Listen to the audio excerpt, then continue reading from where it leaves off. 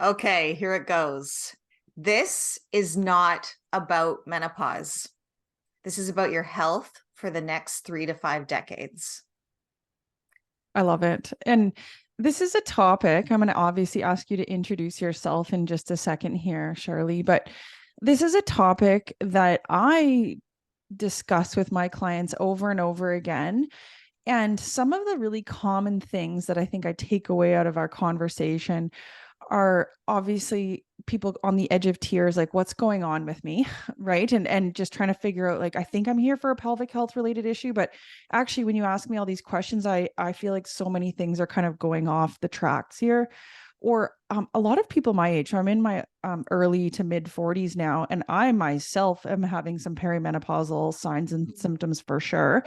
But when I bring it up with my friends, I can tell that they're kind of like, oh, why are we talking about this, Mel? We're young. Why are you talking about this, Mel? And so I really appreciate you today taking time out of your busy day to share a little bit about yourself, your mission, and all the things you've learned along the way. But before we jump in, Shirley, will you introduce yourself for all the listeners here today? Absolutely. Thank you so much, Melissa. My name is Shirley Weir. I'm the founder of Menopause Chicks. I'm 56 years old. I reached menopause when I was 49. I probably started this research 15 or 16 years ago, and Menopause Chicks turned 10 last year. So I always say that I love this work. And I think the reason that it's resonating with so many women and practitioners is simply because it's so under discussed. It was an untapped market, untapped conversation that we've cracked open here. Yeah, and it's really hard to navigate because you can't just be given a simple diagnosis. And that's what I think everybody really grapples with is well, is this stress? Is this, Mhm. am I just burnt out from work?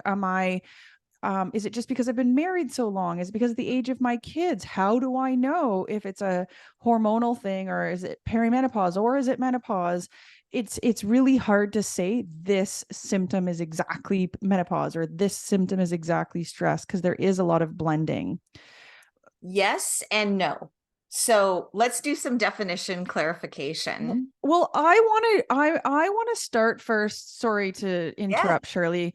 I'm kind of going off on tangents here, but can you share, you shared a little bit about kind of your own journey, how you got here, and just tell us a little. You're located in the Lower Mainland, so you're located in Western BC.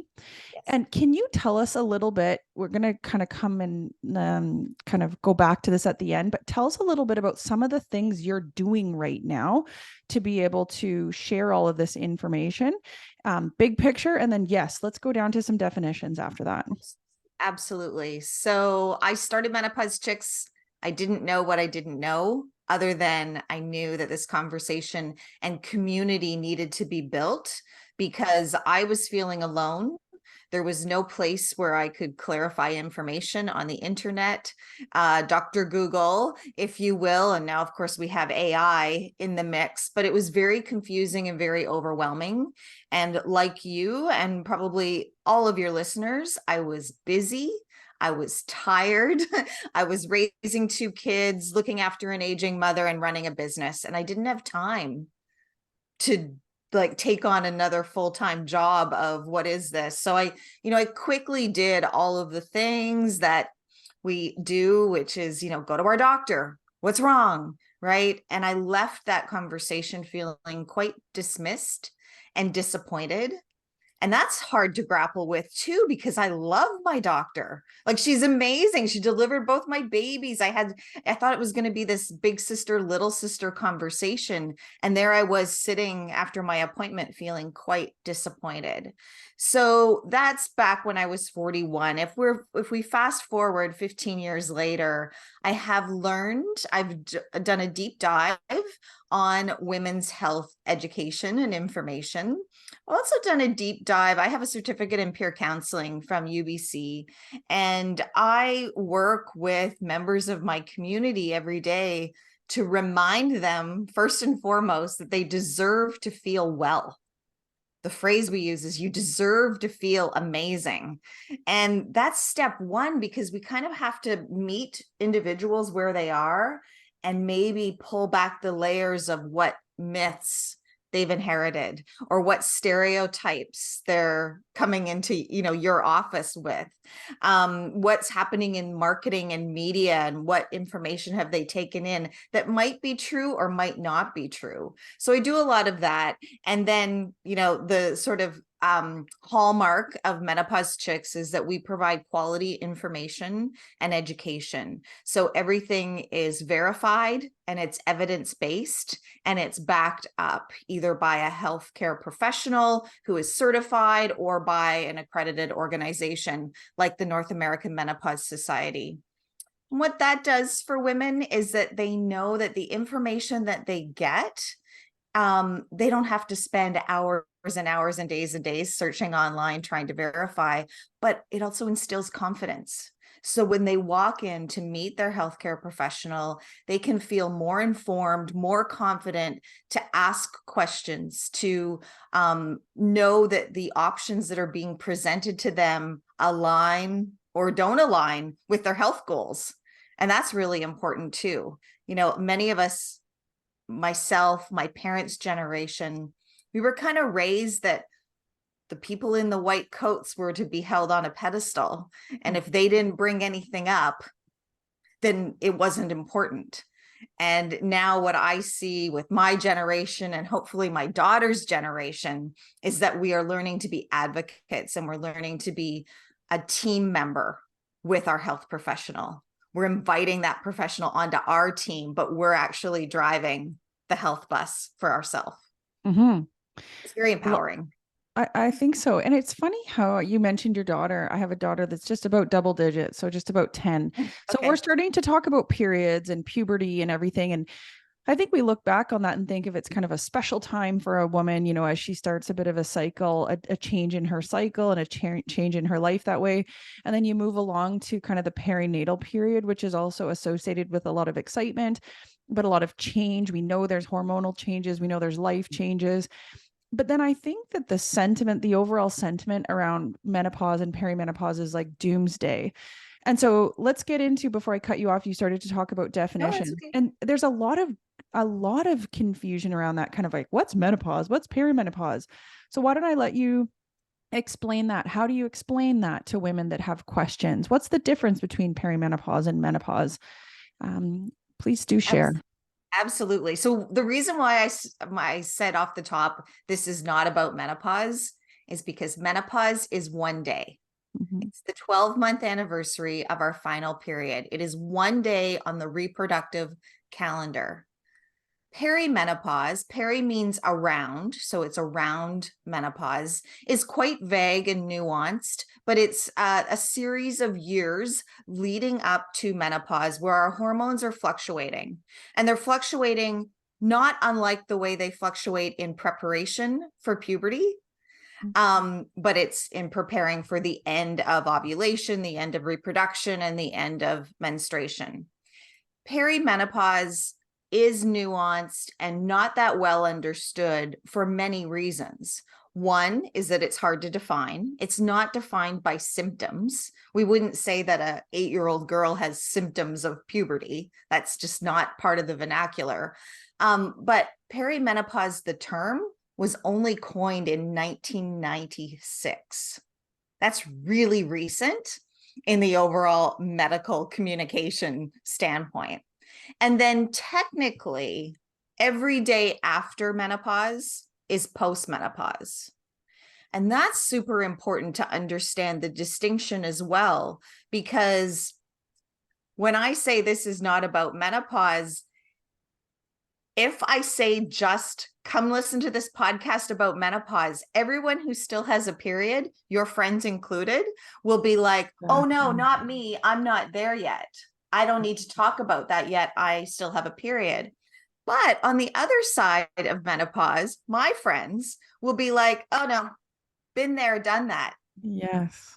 I don't need to read your book. I don't need to listen to your podcast because I don't have a period anymore. Meanwhile, they do not yet have the information and education about what the decline of progesterone, the decline of estrogen could potentially impact their health. And I mean changes to their pelvic floor, changes to their bone density.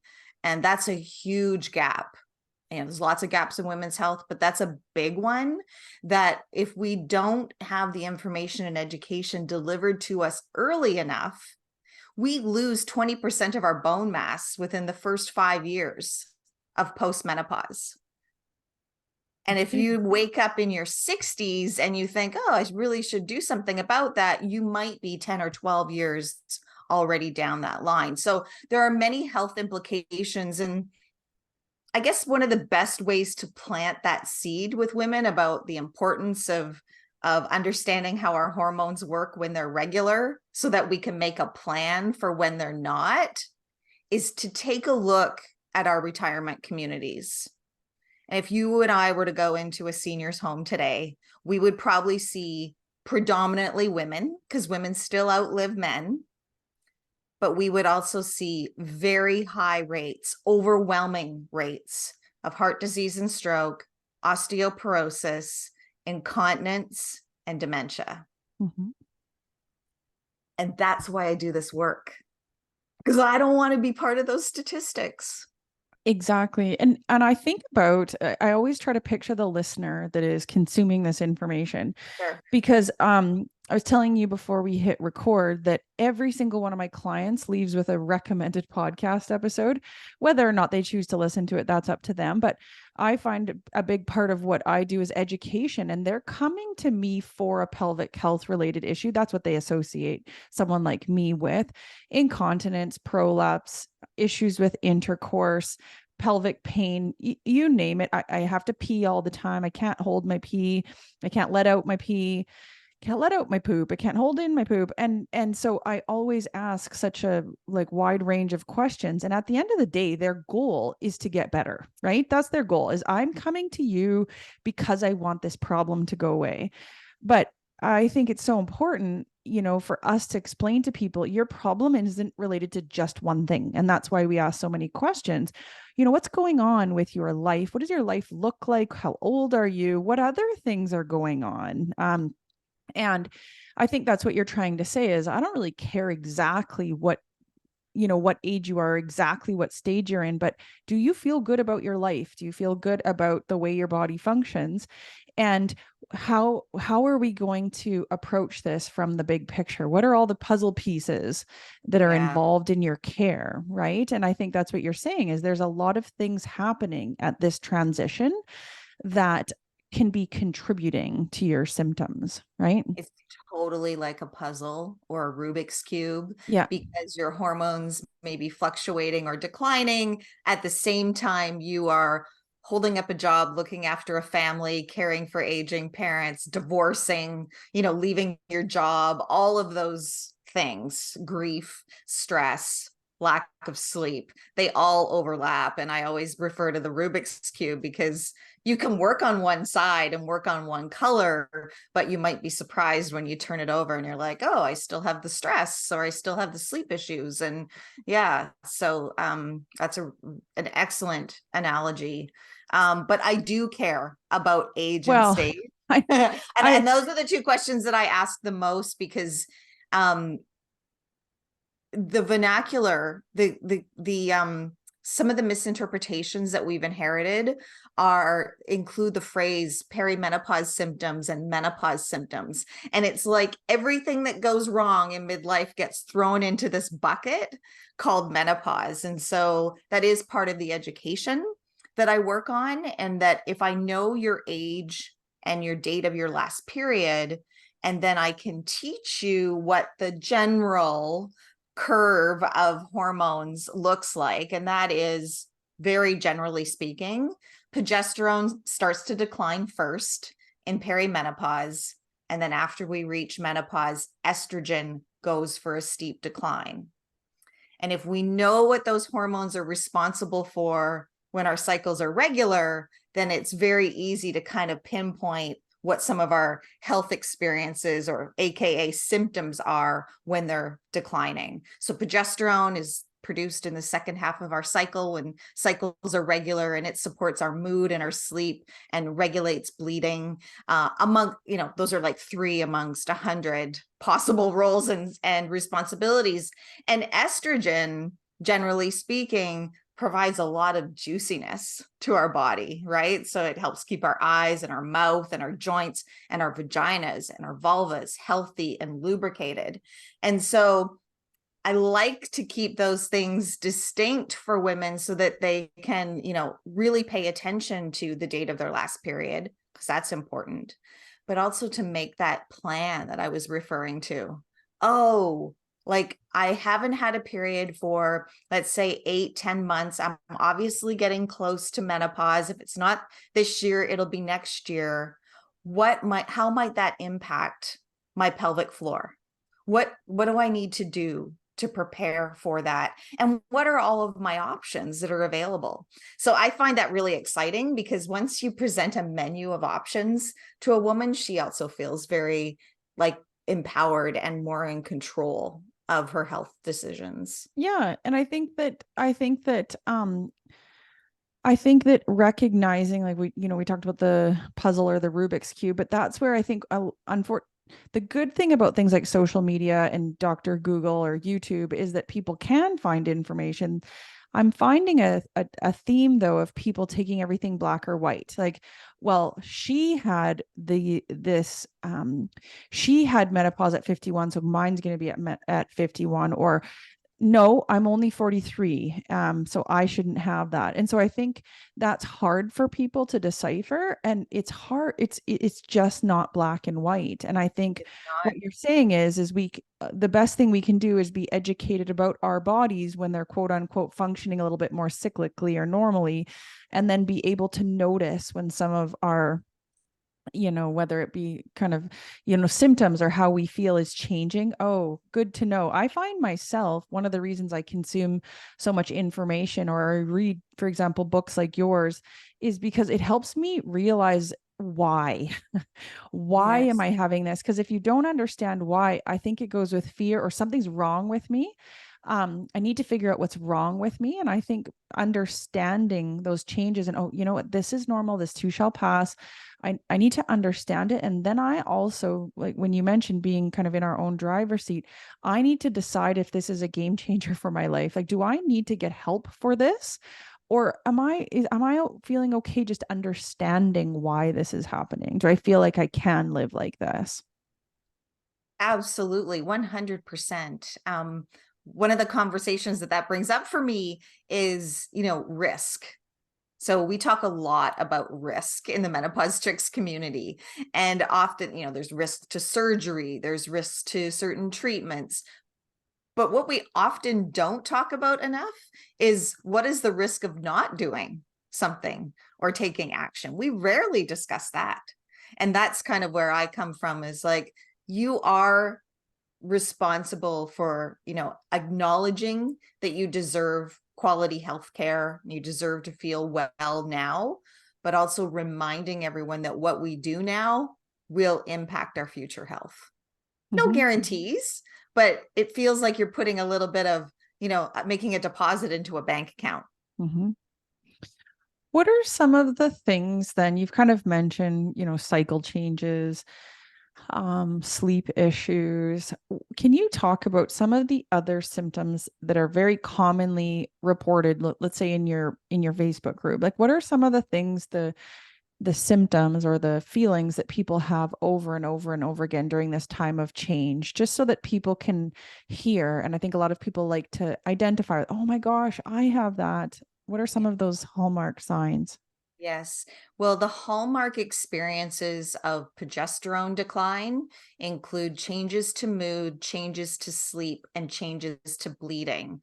And those changes to bleeding can be a shorter period, longer period, lighter period, but often it's a heavier period. So it's something that you're not expecting. Some other common experiences that might be experienced in perimenopause might include PMS for the first time. in your life. It might include anxiety feelings or depressed feelings for the first time in your life. You might notice a change to your sexual desire.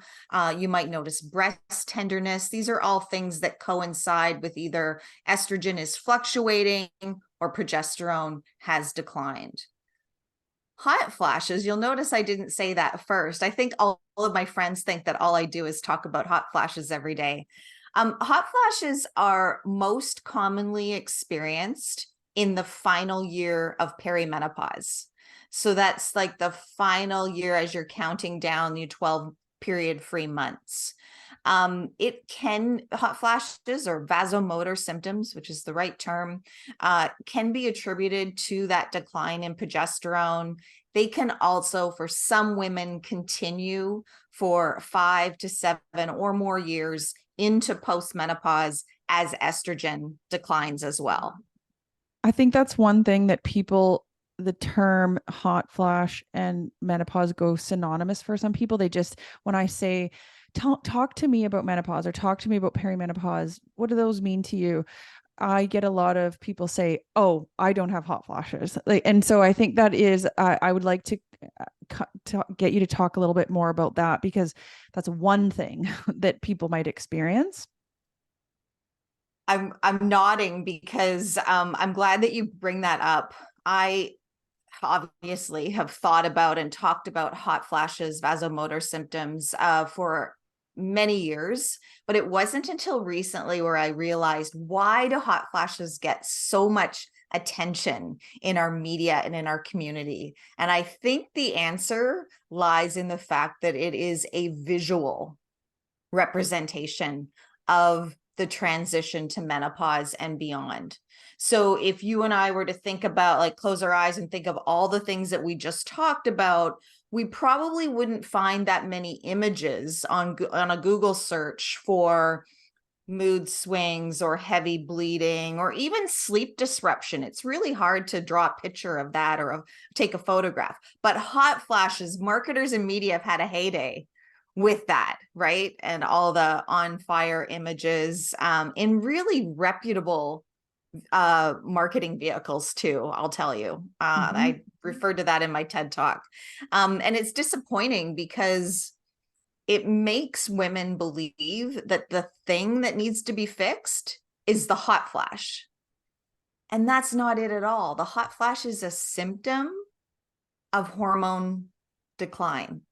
So we need to stop thinking of hot flashes as something that requires treatment, although there are easy, viable treatments, and start to think of hot flashes as a tap on the shoulder. Or another analogy that works really well for me is if the engine light comes on in your car, you pull over, you lift the hood, you find and treat the root cause, because your car is an important asset.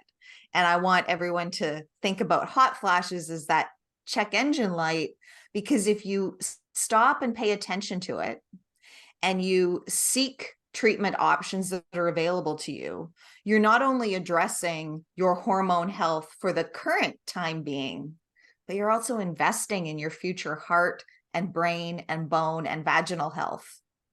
And that has been a sort of a key missing link, I think, for this conversation for quite some time. And what about, you were talking about progesterone and the Yes. effects of change in progesterone. You were going to go on and talk about estrogen. Yeah, so estrogen is our juicy hormone. It is responsible for, keeping all of our skin juicy, our eyes, mouth, joints benefit from estrogen. Estrogen decline can also contribute to vasomotor symptoms in postmenopause.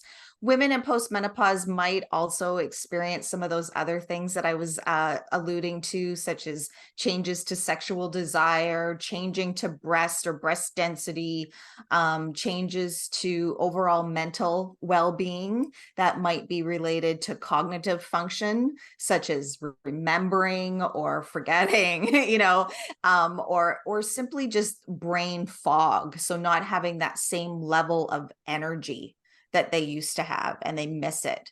A lot of women will talk about, I'm doing all the same things, Shirley, that I've done for the last 3 to 4 decades, but now it's not working. Mhm. And so that's a really common sentiment. And it usually leads to, you can get really specific about the one side of the Rubik's Cube, but sometimes it has to lead to other conversations too, such as, is there a nutrient that you're deficient in? Have you had your thyroid checked? Are there other health conditions that might be contributing to you feeling this way? So takes a little bit of investigation, sometimes can take a lot of work, but we're worth it. Absolutely. And I think I can picture some of the questions that would come next is, well, I just need to get my hormones tested. And Mm. that's what a lot of women will say is, oh, well, I've had them tested, they're fine, or I'm just going to go to my doctor and get my hormones tested. So will you talk about that? Yeah, sure. Um, I come from a place that says everything was invented for a reason. So, generally speaking, in the conversations around perimenopause and postmenopause, generally speaking, the average age of menopause in North America is 51. I can tell you, you do not need to have your hormones tested. It is not a recommended practice by the North American Menopause Society. You can receive support and treatment from a qualified professional based on your age, your stage, and whatever symptoms or health concerns you have. However, there's always exceptions. My daughter was diagnosed with PCOS when she was 17. Absence of period, no cysts on her ovaries, but had all of the other symptoms. She had to have her hormones tested. We had to rule out pregnancy. We didn't have to, but like the doctor is going through all of the steps to reach a diagnosis. My sister was 36 years old when she reached menopause, but that's because she had cancer as a child, and radiation treatments, we believe, destroyed a lot of her egg follicles. So at 36, she had to have her hormones tested to reach a diagnosis that was going to be right for her. Hormone testing exists for a reason. And when we talk about hormone testing, we most often are referring to estrogen and progesterone, but you might also be talking to your healthcare professional about thyroid, which is a hormone, vitamin D, which is a hormone, cortisol, right? So there is no black and white. We say we look at social media for black and white answers. There is no black and white. There really is just the best answer for you, and that should be decided via shared decision making with your healthcare provider. Mhm. I feel like I've just been going through this myself, and I can, when you list all the changes that happen commonly when progesterone drops, I'm like, yes, yes, yes, yes, yes, all of that, all of that, all of that. And I felt like it was really, I feel like a different person the last couple of years, not in a good way. And Mm. so it really helps me to kind of educate myself so that, because I too really respect my doctor, but I felt like if I just showed up, and I was worried that she'd just say, oh, you're too young for this, or I was worried that she would present something to me that I didn't understand. So I felt like I really needed to understand some of my Right. options before I went to her. But I also felt really comfortable just describing to her my symptoms, asking her for her suggestion, and understanding that it's trial and error, and just kind of where do you think we should start? And then what kinds of things should I be looking for that maybe this is not the best choice for me? And should I come back in about 3 months or 4 months? And I was very comfortable with that, because then I have to decide, do I like how I feel now? Is this good enough? Because otherwise, I don't know if I would have trusted her, just because it's so daunting, and she couldn't give me a number to say this is what's going on, right? So true. I mean, our model for healthcare is baked in so many hurdles for women who are trying to navigate this space. But you just triggered something I think that is really key to discuss, and that is, how often do we go to our healthcare provider with a self-diagnosis? And I'm not saying menopause is a diagnosis. It's not. It's not a disease or an ailment or a It's a condition. transition. But if you walk into your doctor I'll just give you a couple of examples. If you walk into your doctor, or one of your listeners walks into their doctor and says, I'm here today because I think I'm dealing with menopause. All of a sudden within that 8-minute appointment, a whole bunch of bells and whistles go on. And the first one is likely, your doctor's going to say, oh, I think you're too young because the average age is 51 and you're 10 years away, so we're going to rule that out. All of a sudden she feels so dismissed and disappointed. But what I like to tell members of the Menopause Chicks community is that's not your job. Your job is to tell an excellent health story. Mm-hmm. And so if you can go see your GP and tell a health story that has impact, that is going to go a long way in terms of getting your doctor's attention and leading both of you towards investigating what's wrong and what your treatment options are. And a common example is women will sometimes show up in their doctor's office and say, I'm just not feeling like myself anymore. I used to be this and now I'm this. A doctor has no idea what to do with that. Not a clue. Plus, they have 3 other exam rooms with a baby crying, someone bleeding, and someone else screaming. And so you're sitting there and you just don't feel like yourself anymore. Really, really challenging. But if your doctor walks into that room and you say, doctor, my periods used to be really regular. I have never had an issue. Now, for the last 6 months, I have been bleeding so heavily that I am missing 1 to 2 days of work each month. Mm-hmm. I can't exercise during that whole entire week, and it's difficult for me to drive my kids to school because I bleed through a Super Plus tampon. Now, that Mm-hmm. physician is like, Houston, we have a problem that needs addressing. Let's talk about what is causing that heavy bleeding. Let's talk about what your options are. Mm-hmm. Because I think that one of the things I told you ahead of time that I wanted to ask or talk about is like, where have we come from and where are we going? Because I think that where we come from is yes, showing up and just kind of expecting, you said kind of like this white coat hierarchy, almost expecting them to know everything about our family and everything going on in our life and be able to keep up with the changes before we are. I think people had that expectation before and still sometimes do, but things are really changing. And I want you to speak a little bit about some of the things over your course of learning and experience. What are you seeing? What are the changes that we're coming up against? I feel a wave actually of positive flow forward. And so I want you to just talk about that for listeners, because I think sometimes, I think where I'm going with this is that people are stuck with like, well, my mom says this and this is what my mom says and my mom did, but I'm hearing all this other stuff and I'm so confused. I think we're right at a window of opportunity. I don't think we've quite gotten through the window or over all of the hurdles. So I think there's good news and bad news. I am really excited and optimistic about the next generation, the millennials, but also my daughter who just turned 20 yesterday. I interviewed her a couple years ago and her response was just so like, we're on the right track. Because I asked her what she thought navigating perimenopause would look like for her and her friends.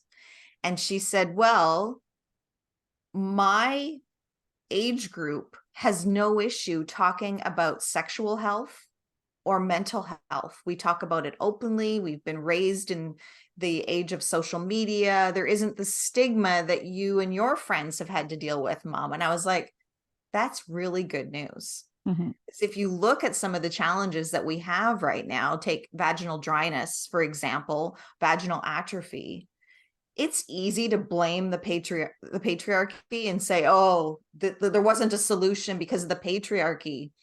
But I think it's also a real chance for us to hold up a mirror to ourselves and say, 86% of women experience vaginal dryness. If you don't know about this, it's because women weren't talking about it. And we got to accept role and responsibility. So I'm convinced that my job was to crack open the conversation. I'm convinced that your generation is going to come up with the solutions, new models for healthcare. And I am really hopeful that for my daughter's generation, they are going to have an easier time navigating any health challenge, and they'll be able to do it with more access to quality information, and more confidence and ease. Mm-hmm. And I think That's my sometimes, cup half full answer. oh, I think it's great. And I think that we're quick to, I love how you say that, because I do agree that we are quick to, or people are quick to kind of blame, like the healthcare system is responsible for this. And yes, all the physicians were men and all the research is on men. This is unfair. But like, I mean, like you said, turn the mirror on yourself, and we can't make these changes overnight. It is what it is. We just have to move forward. But yeah, what can we change on an individual level? And how am I going to take some ownership of my own healthcare? Right.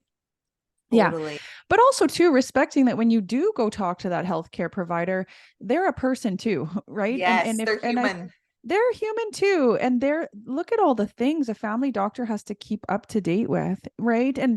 And so I think that we have to remember too, they have families at home. They only have a certain amount of time in their appointment. And so we should educate ourselves before showing up to some of these appointments.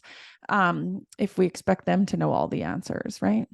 I agree. I mean, not only are they human, but we don't do a really good job at teaching members of society how to navigate the healthcare system. You're usually thrown into it, like maybe you're navigating for a parent or a grandparent, and then you learn. But we don't do like sort of the pre-tax planning, or things that we would do in a financial part of our lives with healthcare. So one of the lines that I will often, remind women is like, know what tools your health professional has in their toolkit. And a family doctor generally has a prescription pad or the ability to refer to a specialist, but they might not have much more. They might not have the ability or the time in their schedule to play the role of a counselor. So if you need a counselor, you might have to seek that out on your own. And we know all of this when we're like getting work done in our house, right? We don't ask the plumber to come over to fix an electrical problem. We build the team that can work on our house. And we also may need to build the team that can work on our health, Mm-hmm. and invite those health professionals that are going to be right for us. So for listeners and listeners, people that, because I want to ask you next about practitioners that are Sure. listening, but for listeners, what are some suggestions? So we've talked a little bit about perimenopause and menopause being a massive transition in our life that comes with some very common signs and symptoms that really affect how you feel and how you live and how your body kind of functions. And so if someone is listening and is kind of like, yes, oh my gosh, this is why I'm having some of these things, it sounds like one of the big suggestions, well, I highly suggest we'll talk about your Facebook community and link it in the show notes. But first of all, I think realizing you're not alone and just listening to some other people's stories. Some people are more sharers, some people are more consumers of information, but just listening to some of the other things people say so that you can realize you're not alone. I Yes. think it sounds like to educate yourself with evidence-based information so that you feel you understand your options and you understand why is all of this happening, because everything feels less threatening when you understand the why. What else, Shirley? What else would you suggest for listeners that they should do as drivers of their own healthcare bus? Two things pop into my mind. One is, remember that you are a conduit. So someone that you love needs that information that you just spoke of. Mm-hmm. So as you're learning, keep sharing. Mm-hmm. And the second thing is, make sure that you ask yourself, is what I'm thinking true? And I found that can be a very powerful question, because if we can get still and ask ourselves that, there are a number of us who believe, oh, I just need to deal with this on my own, right? I'm waking up in the middle of the night. I can't sleep. I haven't slept for 6 years. I just have to figure out a way. Maybe that's not true. Check yourself. Maybe you can ask for help. Maybe there are sleep supports. Maybe there is a professional that can help you. Maybe there's a community that can help you. So it's kind of unpacking those misconceptions that you might be bringing to the situation. And of course, a big one, which we won't have time to go into today, but the whole concept around hormone therapy is a big conversation in the menopause chicks community, because many of us have misconceptions about whether or not we, quote, need hormone therapy, want hormone therapy, benefits versus risks, what's the real information. And that's a really good place too, to just ask yourself, is what I'm thinking true? And then if not, where can I go to like kind of get the clarity that I need to make the best decision for me? And I think if I think of one of the other things you were really trying to hit home is just that your decisions now impact your future. Yeah. The big one, the big two for that is vaginal health, or pelvic health, or the North American Menopause Society calls it genitourinary syndrome of menopause, which I don't love. I don't love the word syndrome, but I do love that it's an umbrella term that is now being used and recognized by practitioners, so that we're not only talking about the vagina, but we're talking about everything that affects vulva, vaginal health, urinary tract health, pelvic health. And that is, a flag that I am happy to wave. And the second thing about investing in our health, which we already touched upon, is that 1 in 3 women of my generation are going to break a bone due to osteoporosis. We don't get tested for bone density until we're 62, but we start losing estrogen at menopause. This is a very important conversation to be having, not just because I might fall and break a wrist. That's not it. But if I break a hip or a pelvis, the impact to my own family, my own care team, the healthcare system at large, my future brain health, and even incontinence can set in when women become immobile and blah, blah, blah, blah, blah. It's just this huge domino impact to the future of our health, that window of opportunity we sit at when we are 45 or 55 or wherever we are on this transition. It's like going to school and planning your next 3 to 5 decades. Mm-hmm. And if that bucket list includes things like dancing and traveling and going to yoga and just having a really high quality of life, then we owe it to ourselves to invest a little bit in education right now. Yeah, because, going back to that hot flashes discussion, is that I do think women just think that hormone therapy is to get through hot flashes. But I think that's where you're saying is like the education lies in understanding how important our hormones are and what they do for our whole body, and understanding that there's estrogen receptors in so many places, you name it, in our body, and our body really relies on estrogen, and other hormones, but that's a big one. And women just aren't hearing about this.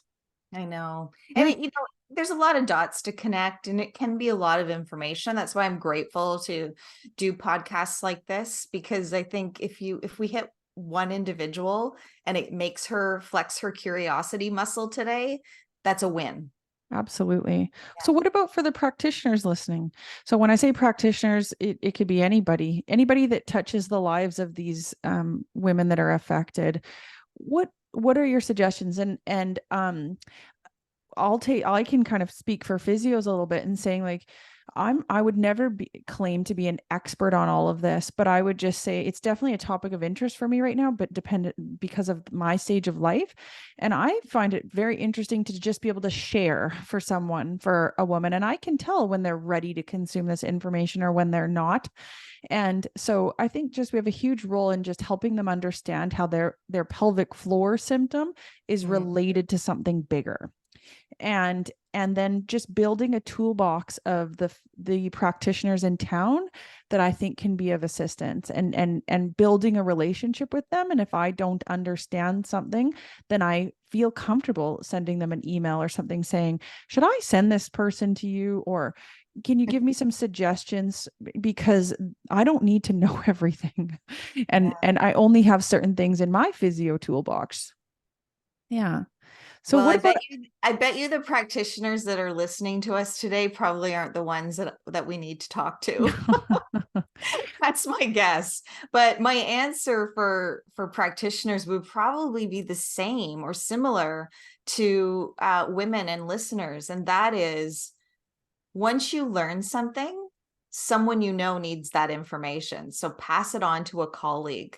If you can, share it forward. And two would be, check yourself.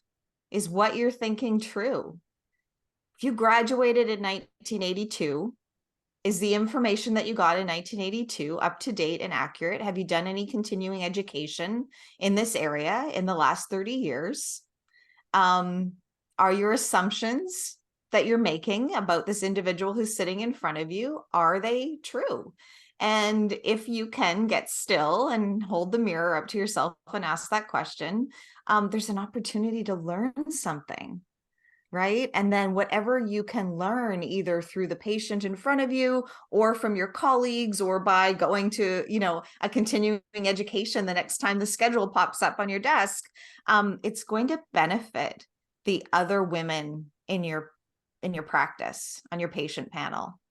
And sometimes, I hear stories, they're all third hand, right? Women tell me all of their experiences with their doctor. I'm not in the room. I always try to give that practitioner the benefit of the doubt. This is what they meant. This is what they might have been saying. But it's really important, I think, as health professionals, that you actually do understand the conceptions or misconceptions that women are bringing into that exam room. And that might be, they've waited a very long time to see you. They've tried to solve this on their own. Now they're here. It's kind of like this might be the end of the road. Like they're finally looking for something. And it's might not be the day that woman needs to feel brushed off or dismissed or disappointed with things like, oh, this happens to everyone your age, or this is just part of being a woman, or this is just part of menopause. That individual doesn't need to hear those things, because she's really trying and it took her a lot to get there. Mm-hmm. There might be other misconceptions that she's brought in as well. I hear this all the time. If you are a female practitioner, your female patient might assume you know everything. And in fact, the only thing that you might have shared in common is having a period. Mm-hmm. There is no assumption that female practitioner has taken the education that's required, or that she's delivered a baby, or that she's experienced any challenges with her vaginal health or her pelvic health. Like all of that is off the table, but she's bringing in the assumption that you know all about it. Mm-hmm. So it might be really important to just kind of set the record straight. I invite women, I don't know how often they actually do this, but I invite women to interview their practitioner and say things like, tell me about your last continuing education. Tell me about the other women in your practice. If they answer and say, oh, I only do pediatrics, or I only do labor and delivery, you might be in the wrong clinic. Mm-hmm. Or you might have to do some extra work with that practitioner to bring both of you to a place of finding a solution for what you're dealing with as a, women in her mid-50s. Mm-hmm. I think that's great advice. And so let's say any listener that's consuming our episode today and is interested in, this makes sense to me. I want to know more about this. Will you share some of your offerings and some of the things that you have compiled, so that, give some people some options? Talk about your book, talk about your book, talk about your community, give people some options here. Absolutely. So I host a private online community. It's on Facebook. We have 51,000 members. It is a education platform. It's not crowdsourcing health solutions because, as you can imagine, that would be a disaster. So I moderate the Q&A and prove the questions, and I provide the first answer, which is always an evidence-based response. But it is a community in that members, I mean, obviously I can't have every health experience personally. So it's a community where women can share their experiences. They can talk about why they went to see a pelvic floor physio and what worked for them. And, you know, I think that all of that baked in and of itself comes back to what you said originally, which is it helps women feel that they are not alone and understand that they're not alone in this journey. I'm also an author, so I've written 2 books, and I'm releasing a third this fall, which is going to be called "This Is Not About Menopause." And yeah, I'm going into the studio next month to record a webcast podcast. I speak publicly on whenever I can. I attend my own continuing education opportunities with the North American Menopause Society and the International Society of Gynecologists. Have a lot of great webinars online, which is really exciting. And a proud accomplishment of Menopause Chicks is that in 2016, when I launched the community, I asked women what they wanted me to report on or write on, totally thinking that they would want the same things I did, which was information on brain fog and mood swings and sleep deprivation. And the response to the survey came back, and women wanted another solution for vaginal dryness. And so that led me down a path where I've collaborated with pharmacists here in BC to develop vulva and vaginal moisturizer. It's called Feel Amazing Vulva and Vaginal Moisturizer. It's made with hyaluronic acid, and it's based on the research of Swiss gynecologist Dr. Petra Stute, who her and her team showed that hyaluronic acid is as effective as estrogen therapy for the treatment of vaginal dryness. And I'm smiling because I love the story. I think about all these big corporate companies like Lego and Unilever, and they're always trying to get their customers to create products and build their own, do their own product development. And we were actually able to do it at Menopause Chicks. So it's Well, I have some in my bathroom, Shirley. I use it myself, so I can vouch for it. amazing. I use it too. And I'll make sure that I add a link to that because people can purchase it online no matter where they live, I think. And Yes. I'll make sure that I post that link online. I'll post the link to your Facebook community. I'll make sure that your books are listed there and the link to purchase the lubrication. Thank you. Yeah. Anything else in closing, Shirley, that I either haven't asked you about or that you really want to make sure that you get across?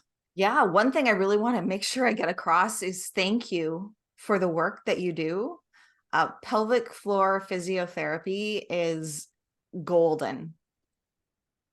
Every woman that I speak to, no matter, you know, what age or stage she is at, has a good story to tell me about what she gained by speaking with and by visiting a pelvic floor physiotherapist. So I want to shout that from the rafters. I appreciate that. I think that a lot of people just associate with us with Kegels.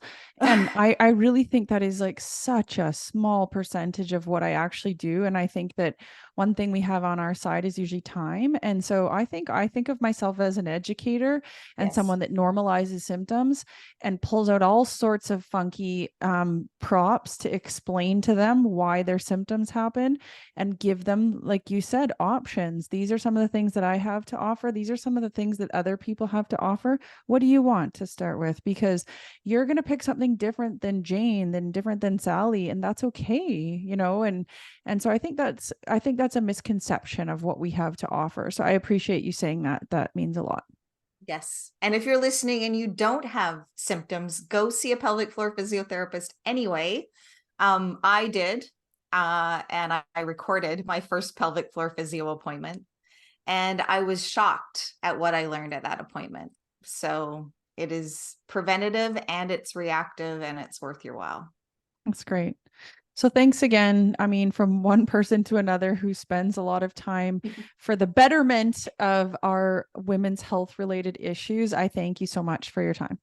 Thank you.